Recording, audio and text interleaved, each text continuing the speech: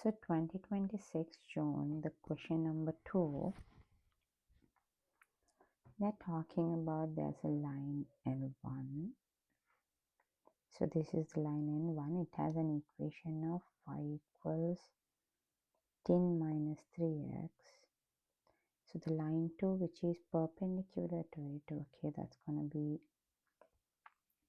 a perpendicular line. So we know it's 90 degrees and this is L2, and intersects L1 at the point P. This is the point P. The coordinate is 4, we don't know. We don't know the y coordinate. Okay, so they are asking find the equation for L2. Okay, we know when the two lines are perpendicular, their gradients, when we multiply the gradients, that will be negative 1. So if we talk about the line L1, so the gradient, which is, if you think as M1, that is, we can rewrite it like in a way y equals negative 3x plus 10. So it's y equals mx plus c. So m is going to be negative 3. So if the line L1 is negative 3, so you know m1 times m2 will be negative 1. So in that case, our m2 will be negative 1 divided by m1. So negative 1 divided by negative 3, so that will give you 1 over 3. So for line L2, the gradient is 1 over 3. So once we know the gradient is 1 over 3, we can write the equation as, that is going to be y equals 1 over 3x plus c. Okay, once we have it, we know the coordinate P is going to be an intersection point, so which is satisfying both the equations. So with the help of point P, we can get the thing for line 1. For point P, it's 4 something, which we don't know. So we know it's y equals 10 minus 3x. Equation also getting satisfied with it. So we can do the substitution and we're going to get it as negative 2. Okay, now we got the point. P point is going to be negative 2. So we can substitute the same point here. Negative 2 equals 1 over 3, 4 plus c. So we have c equals negative 2 minus 4 divided by 3. So which helps us to get it, the c value. So this will give us negative 10 divided by 3. So we got the equation for L2. That's going to be y equals 1 over 3x minus 10 over 3. So we know we need it in the format of ax plus by equals 0. So let's try to take everything to a single side, and let's multiply the first of all, let's multiply the full equation by 3 so that we have better numbers. Equals 1x minus 10. So we have the answer like that. So once we have it, we can take it as, we can take this one to the other side. So x minus 3y minus 10 equals 0. So in this is the case, we have ax plus by plus c equals 0.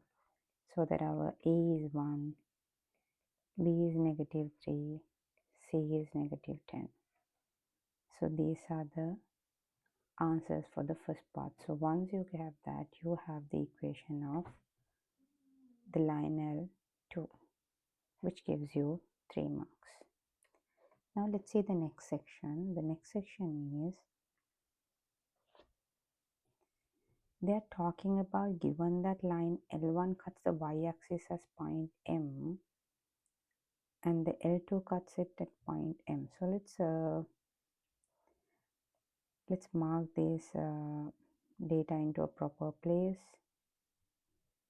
Okay. So we know this is our x and y axes. So x and y, we had the p coordinate, which was 4, -2. So 4, -2. This is a 1 point where we had L1 as y equals -3x plus 10. According to what we had -3x plus 10, and the other one we had L2 as y equals 1/3x minus 10/3. Okay.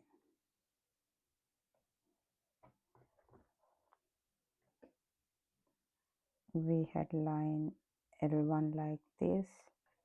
So we know this part is going to be 10. And we also have another line. I'm just having a rough sketch. We have another line which is going through the same point and perpendicular, which is L2, and this point will be 10 divided by 3. So these are the 2 points are. Now they're talking about these points are going to collapse with the particular axes.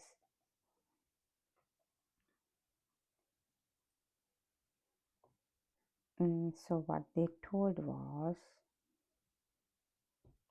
L1 cuts the y-axis at M.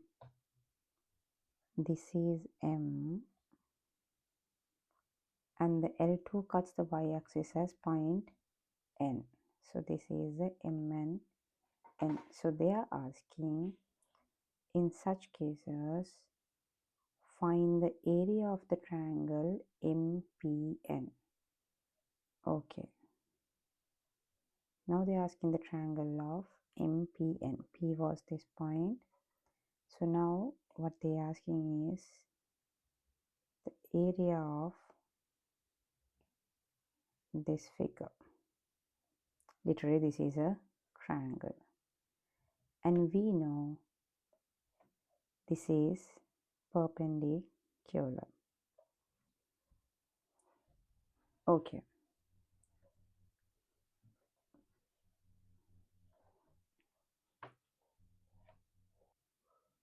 So since they are perpendicular, we can easily get the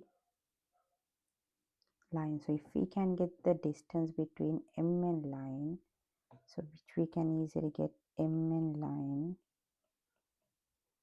Here the gap is 10 divided by 3 and here is a 10. So altogether we can see Mn is going to be at 10 minus another minus 10 divided by 3, which will be taken as 40 divided by 3, so which is Mn. And also we can get the perpendicular distance from this point as well. So if we really check, we can get this distance as well,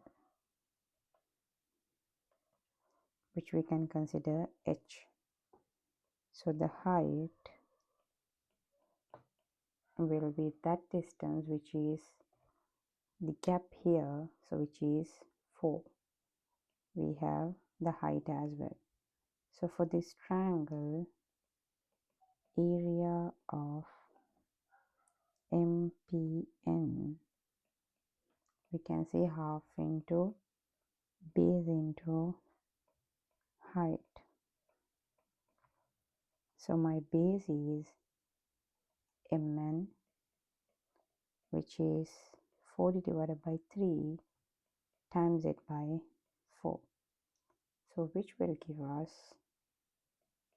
80 divided by 3. So this is my area of the thing in square units.